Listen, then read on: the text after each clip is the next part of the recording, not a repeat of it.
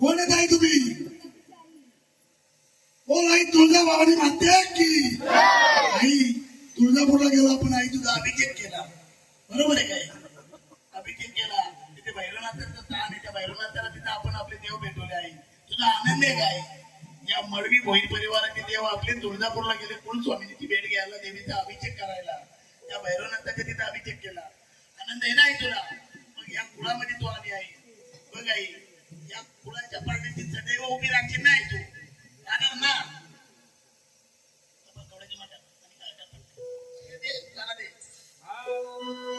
गळ्यामध्ये कवड्याची माळ ग आणि तुळजापुरा जायचं आज ग.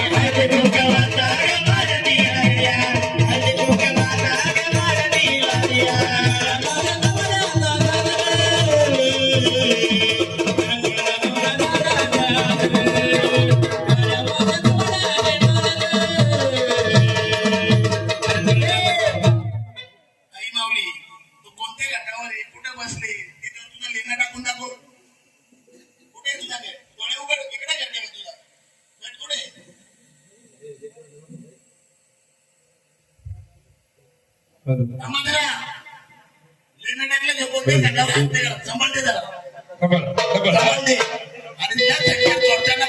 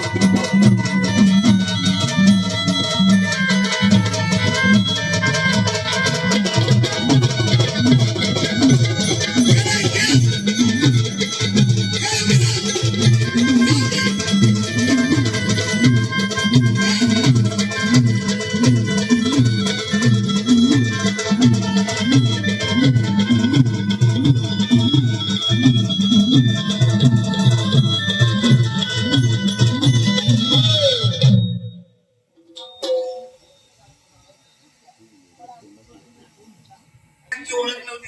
त्यांच्या देवांची ओळख तुम्हाला पटवून दिलेली. गट कसे मांडावा, देवांची मांडावी त्याच्यानंतर कोणते कोणते देव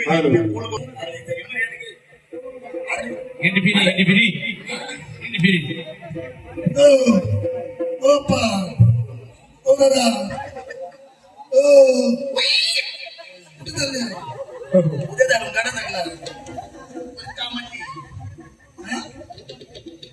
कामाची उद्या सगळी झाड दे इकडे सगळं चापड दे याच्याकडून तुमच्याकडे थांबणार पहिले याची जाऊ द्या. एक दिवटी भरा, एक घरातली ओटी त्यांची पाहिजे ती द्या. घ्या आनंद.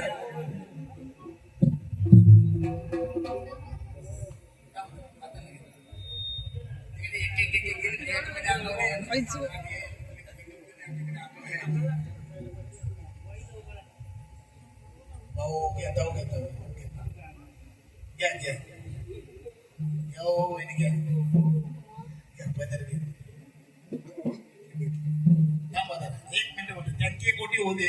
हा, मग आता तुम्ही घ्या. बाई, इकडे त्याची ड्युटी दळ त्याची रात्रभराची ड्युटी दळलं तुमची. आता तुमचा वेग मिटवलं तर लक्षात ठेवा. मागे वाजवा, मागे वाजवा. सापडाला सोना सोना आई सोना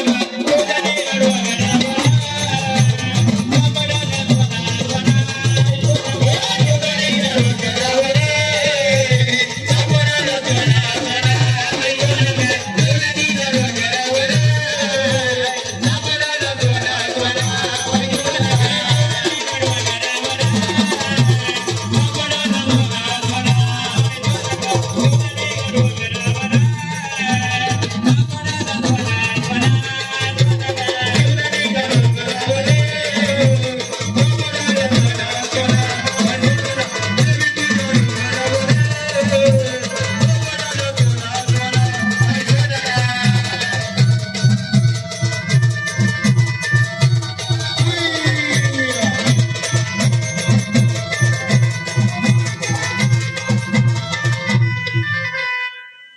वरण याचा आपला आपल्याला सांभाळायचा स्वतःला. मागे कुठं पडलो नाही पाहिजे, कोणाच्या लागलं नाही पाहिजे. ही त्यांची जबाबदारी. आपले कपडे सांभाळायचे आपण.